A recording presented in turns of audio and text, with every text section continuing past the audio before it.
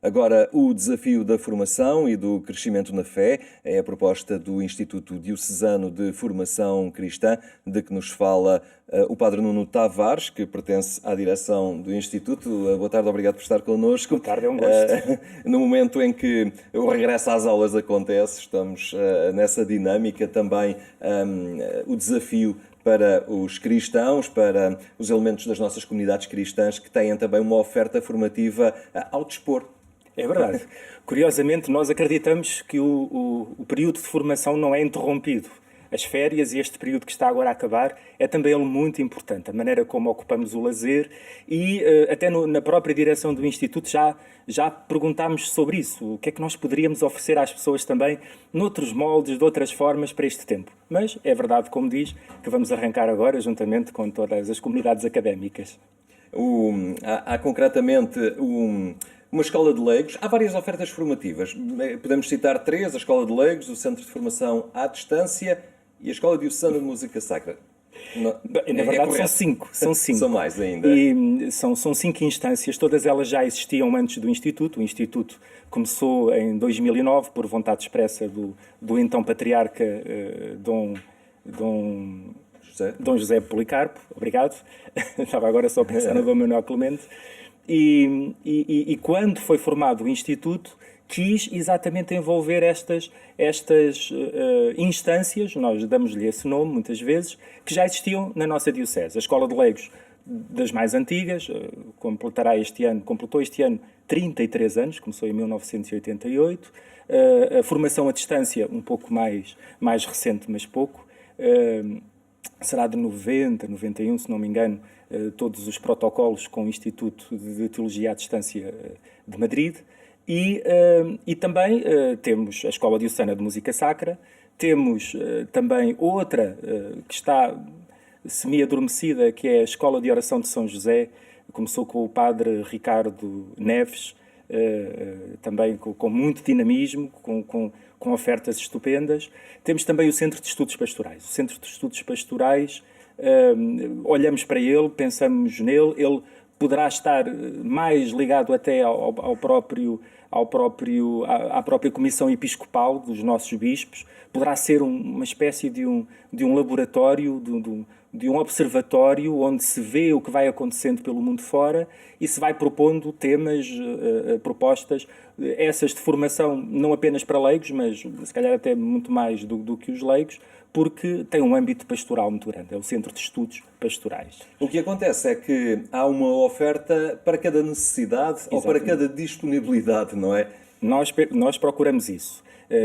Tem-se falado muito e divulgámos bastante a formação à distância, até porque a formação à distância, o espaço que tem é o tempo, é o tempo agora das inscrições, e vamos começar agora com a Escola de Leigos. A Escola de Leigos, ela é situada sobretudo nas paróquias, pretende ser uma descentralização formativa. Os próprios párocos, ou não só paróquias, mas também vigararias ou grupos de várias paróquias associadas poderão pedir essa formação. Essa formação tem vários aspectos, digamos assim. Pode ser uma formação longa, pode ser um triênio, uma iniciação bíblica e teológica, em que olhamos sobretudo para a introdução ao estudo e à leitura da Bíblia, e também uma abordagem teológica, cristologia, eclesiologia, pneumatologia, sacramentologia, que nós chamamos a teologia fundamental, teologia sistemática. Pode ser depois uma formação mais específica. Nos anos passados, esta formação específica vinha logo a seguir ao triênio, nos lugares onde tinha havido o triênio.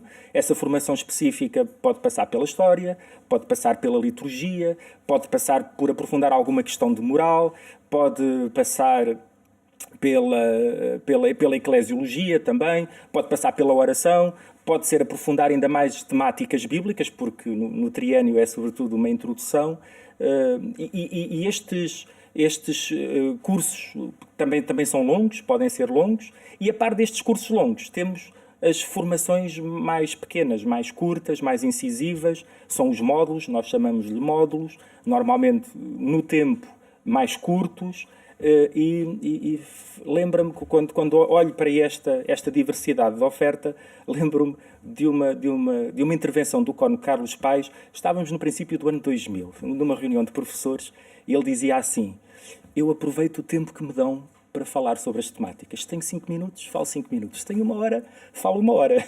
E por isso estas formações são exatamente isso. São... E até que ponto há uma consciência de necessidade de formação nas nossas comunidades cristãs? Já começa a haver os leigos que querem aprender, que querem aprofundar os seus conhecimentos e párocos também que vão estimulando a necessidade de formação nas suas comunidades?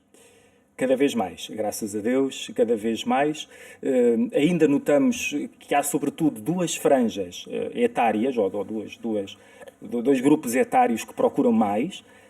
Curiosamente, até são quase extremos. São os que já estão reformados, ou que já têm outra liberdade, que já não têm os trabalhos, já não têm a vida tão ocupada como tinham, e jovens, curiosamente jovens.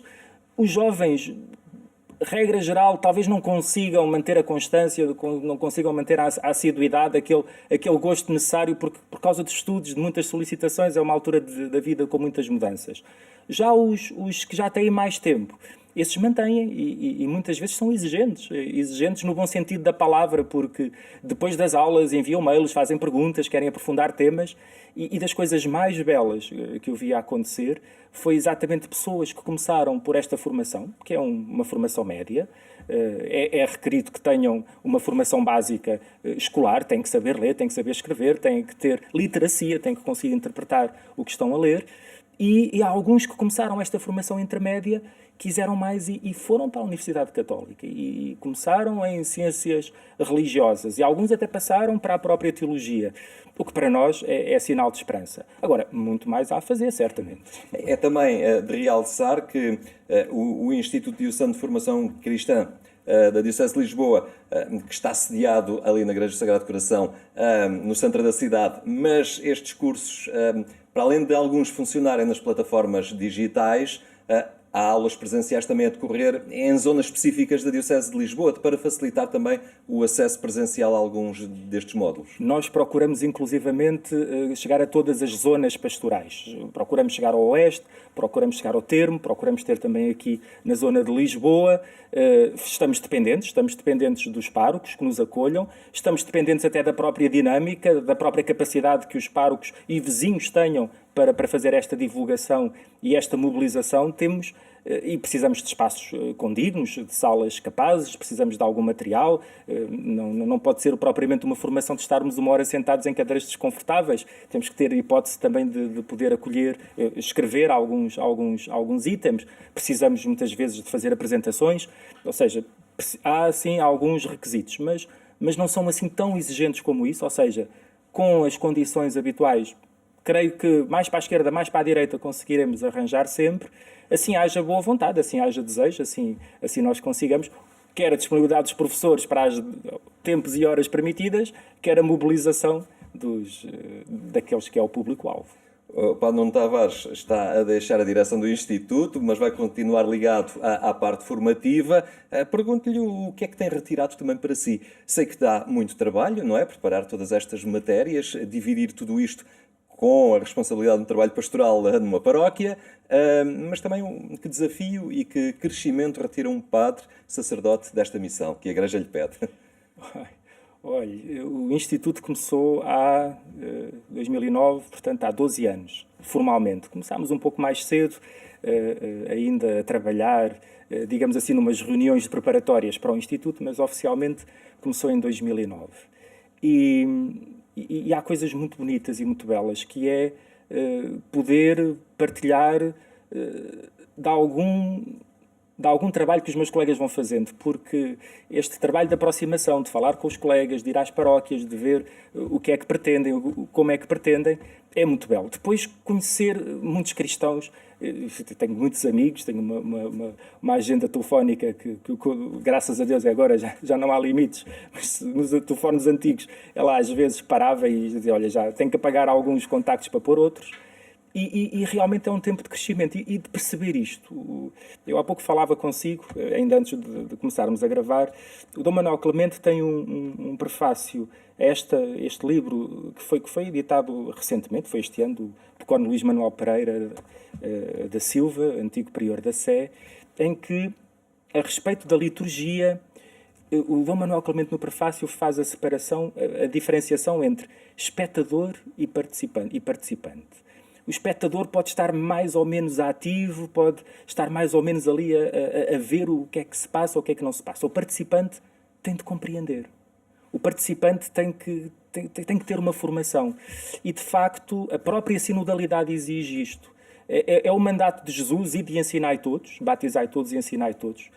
Cristo é verdadeiramente sinodal, não só, digamos assim, na Santíssima Trindade não faz nada sem o Pai e sem o Espírito Santo. É sinodal na maneira como envolve os seus discípulos, dá-lhes voz de comer, lançai as redes. Há muitos momentos em que Jesus não faz as coisas sozinho, nem na oração. A oração do Getsemane: vigiai e orai comigo. E não é uma oração que é só por Jesus, não é para eu não cair, é para vós não cairdes em tentação. Há uma sinodalidade presente em tudo. E estou convencido que a formação é essencial para esta sinodalidade poder ser bem vivida. Muito bem, Padre Nuno, muito obrigado por esta partilha e fica esse desafio, não há desculpa, para que as pessoas não façam a sua formação e cresçam na fé. Obrigado pela sua presença. Obrigado. Hoje aqui entre nós.